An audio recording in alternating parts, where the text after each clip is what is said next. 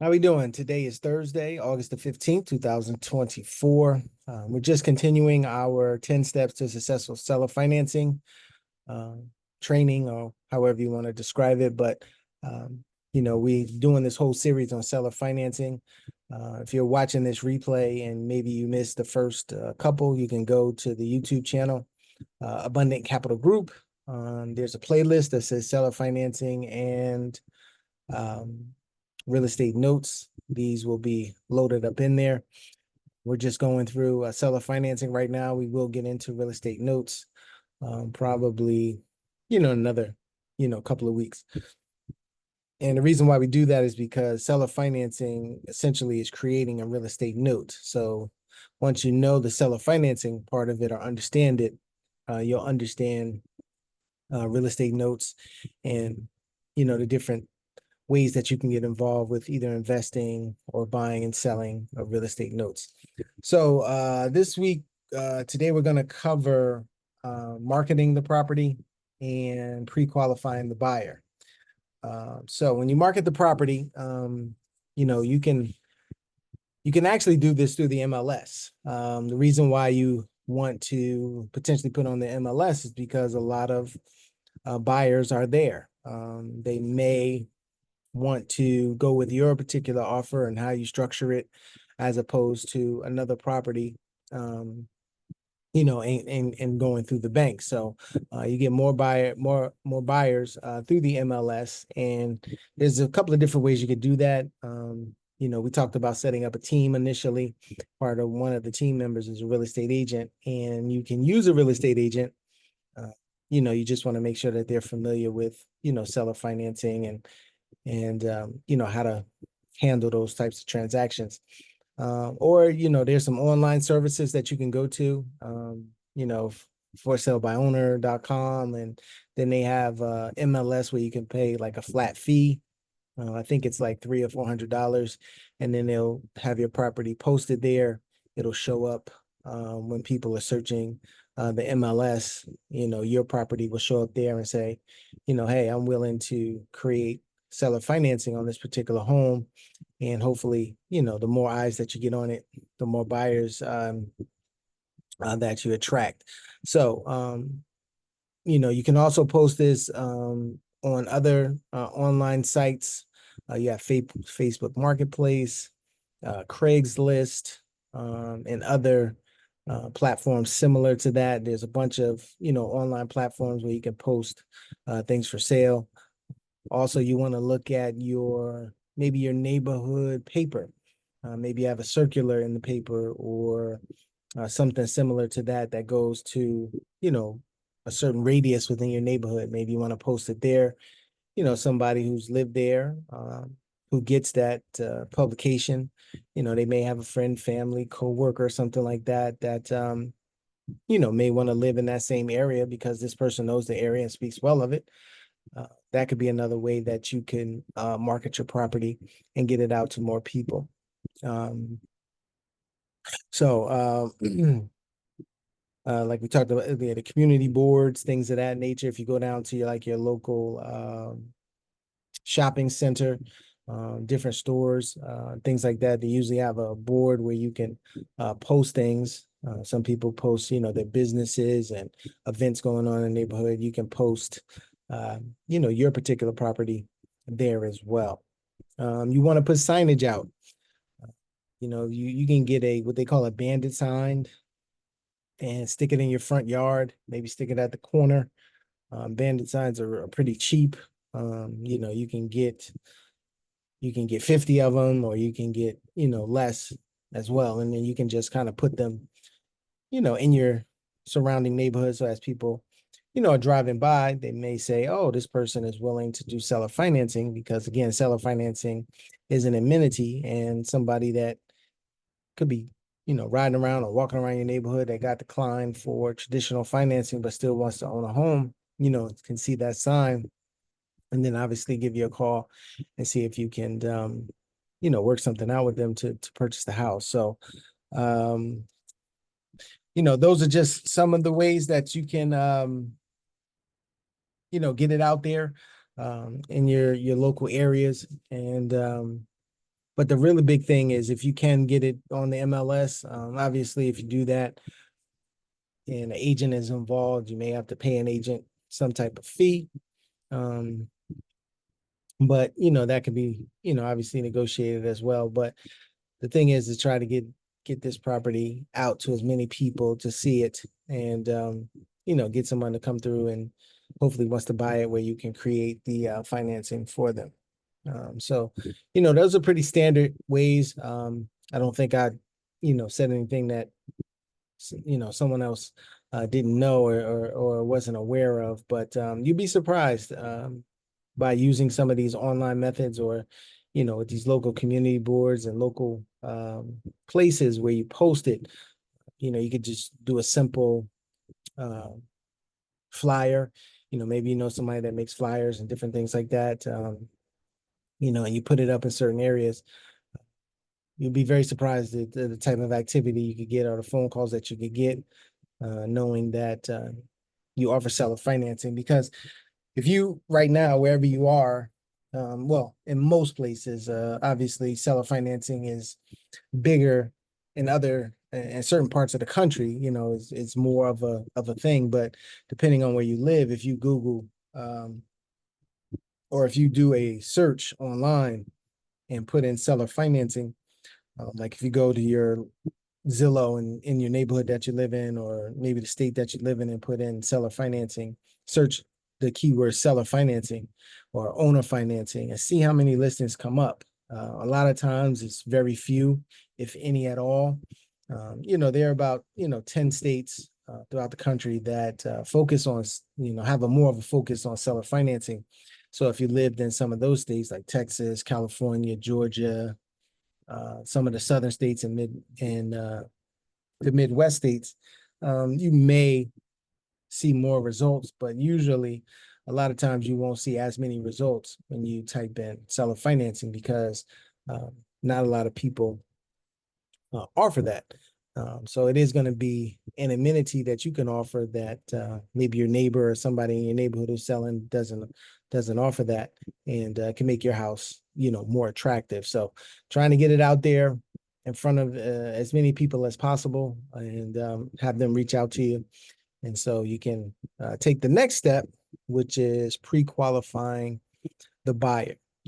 This is important because you want to protect yourself as well as the potential buyer. You don't want to set up a buyer not to be successful, not to be able to make the payment, be struggling to make the payment going in the door. Now, once somebody gets into a property, life happens to everybody, so things can change. We're seeing right now an increase in unemployment and different things of that nature. Certain cracks in the economy, certain things can happen where, somebody's finances could change, but we want to, be in a good position going into this, that we know that this person is qualified. And if you watch some of the earlier trainings that we did on this, one of the people that we have on the team is a registered mortgage loan officer. We want to make sure that anybody that kind of responds to our ad that we put out there, that we have them go to that particular person. And that's pretty much for two reasons. The main reason is to have a professional, somebody that does this, and this is their profession, make sure someone is qualified to buy this particular property. They can check they can check their credit, they can check their income, they can check bank statements, tax returns, all of the financial things that come along with purchasing a house. This particular person can do it. And the other reason is that you want there to be somebody else involved in the transaction who's, like I said, a professional, that says this person, based on all the information that they gave me at the time, which we verified was accurate and was true. This way, it keeps you out of any issues that may come up later. Sometimes we've seen people who've offered seller financing to a buyer and, did everything themselves. But then when the buyer had problems and went to court because there was a foreclosure, the person that lived in a property made it seem like, well, this person really didn't look at all of my financials. They kind of set me up for failure. And who's a judge going to most likely side with if you can't prove that you went through all the necessary steps to make sure that this person was qualified at the time that they purchased your house? If you have clear and cut evidence of bank statements at the time and tax returns and a registered mortgage loan officer signing off on the deal saying, that this person was in good position, who's the judge going to believe then? Not going to believe that particular homeowner who tried to set it, who's trying to say that they were set up for failure. So, um, this is a critical point. Um, once we've gotten this far, once we've, marketed the property and done everything like that, and we start to get these calls, we want to make sure that we pick the right person, because sometimes, depending on where this property is and the value of the property, you could get a lot of interest. You could generate hundreds of calls, and have to cipher through and make sure that we pick the best one that can that's going to have the most success going into this particular property. So you want to, like, there are four main areas when you pre-qualifying the buyer. It's understanding their current living situation. What are they paying now? I mean, if you're looking to charge someone $3,500 a month um, to do seller financing, probably don't want to pick somebody that was just paying maybe $1,500 a month rent. Maybe you want somebody that was paying 28, 29, $3,000 a month and has the financial wherewithal to increase that up to about 3,500. So, we want to look at, their current living situation, talk to the landlord if they were renting, and see what the situation was with them. How did that person live? How did that unit live? I mean, how was that unit when that person was there? Did they have a lot of problems? Did you always have to, come and fix stuff? Even though we're not going to be fixing anything once you do seller financing, I think you just want to get a good understanding of, how this person lives and who this person is, and finding out, where they lived at and what they were paying and everything like that. Is a good indication. Also you want to find out, have they owned before? Sometimes you get people that um owned a home and, the market was good. They decided to sell it and then decided to rent. So maybe they were a homeowner before. This will kind of give you a better understanding. This person has been a homeowner before. They understand, making a mortgage payment. We don't see any type of foreclosure or late fees to a bank. So they kept up on the payment. This, again, is going to give you a good indication of who this person is. Obviously, you want to look at their employment and their income. Again, the RMLO is going to do that. We want to be able to verify that. How long have you been on this particular job? Have you only been there a year? And, you've kind of had 4 or 5 different jobs over the last 4 to 5 years, meaning that there's a lot of movement. You may look at that a certain way and say, I don't know. This person seems to be jumping from job to job and not as stable as I'd like. Or you may look at that the other way and say, you know what, at least this person, they keep their options open and they look for better opportunities. And, they've been consistently working, even though they, have moved around. That's going to have to be a decision that you feel comfortable with. But we want to make sure that, that we're not getting over and above that debt to income ratio on this. Right now, banks a lot of times allow people to go about 55%. Personally, I think that's too high. If you have any type of life event or anything happens in your life that changes and you have 50% of your income going to where you live,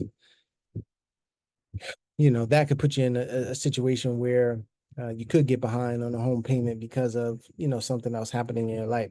I think a good sweet spot you want to be at is about, 35 to maybe 45% at the absolute most. But again, lending institutions, they do allow you to go up to 50% a lot of times, but I wouldn't necessarily recommend that. Also, you want to look at their debts. What are they paying? Do they have a big car note? Do they have big credit card bills? Right now, credit card bills are at an all-time high. Um, the debt, I mean, the credit card debt in this country, I think it's over $1 trillion. So, is this person coming into this with a lot of credit card debt that they have to pay? And then again, you know, how much of their income can they afford to go towards paying those bills as well as paying, this particular note that we're creating? Are they going to be able to do that? So, and then sometimes, you want to check, I mean, well, not sometimes, but all the time you want to look at their credit score. You know, Ideally, you want to find somebody with a 680 or better credit score. And believe it or not, there are a lot of people out there that have those credit scores that will sell or finance your home. But I would say most times you're probably not going to find somebody with that particular credit score. You'll probably, I would say more times than not, they'll be between 620 and 650. And then, you have the people too that are closer to 600 for whatever reason. We have to find out, like, what was that? Was that something long ago? Something that, just on there that they didn't know about, whatever the case may be. But, these are things that we want to look at. And we want to be careful once we get below 600 credit score. If you're going to take on someone that has a below 600 credit score, you want to most likely take more of a down payment, 20, 25, 30%. Maybe they do have, 100, $150,000, something like that to put down.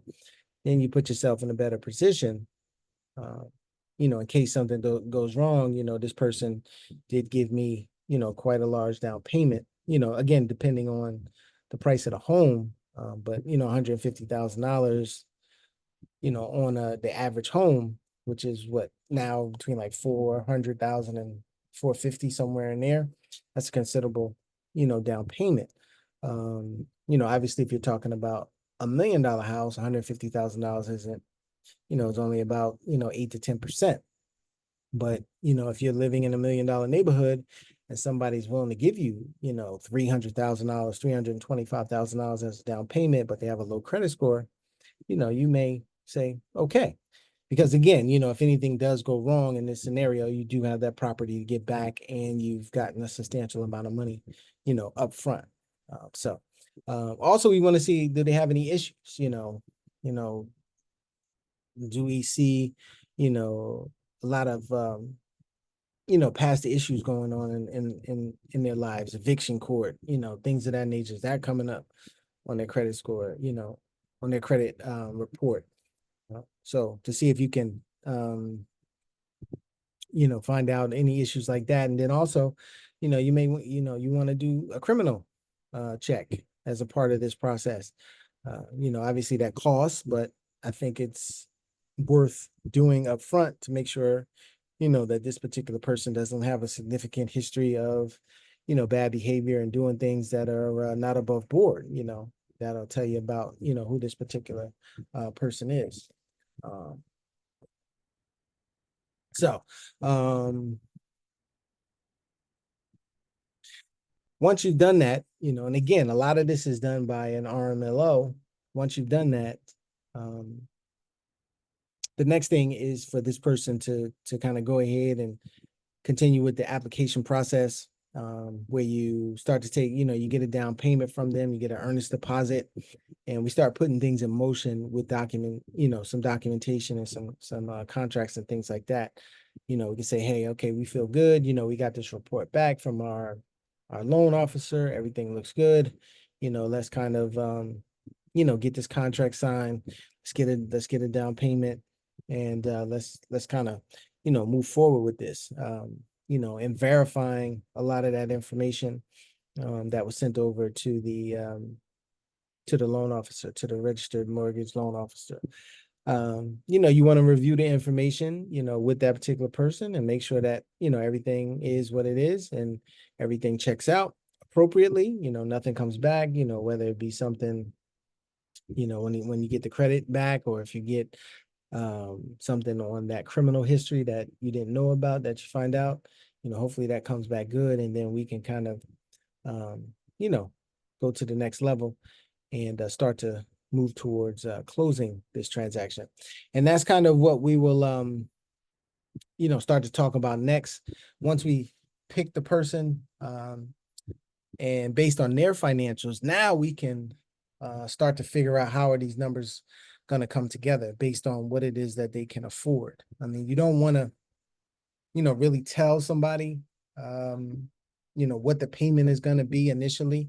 You have the price of the house, whether it's like 400,000, the median house price is about 400,000 now. And then we'll see how the payment works out. Once we know what their down payment is going to be, then we can kind of, play with different numbers to make sure that it fits them as well as it gets, you, the seller, or the person that's going to be holding the note, that good monthly payment that you're looking for. So that's what we'll talk about next week. We'll talk about negotiating the terms. We'll cover that. And we will cover, what we cover?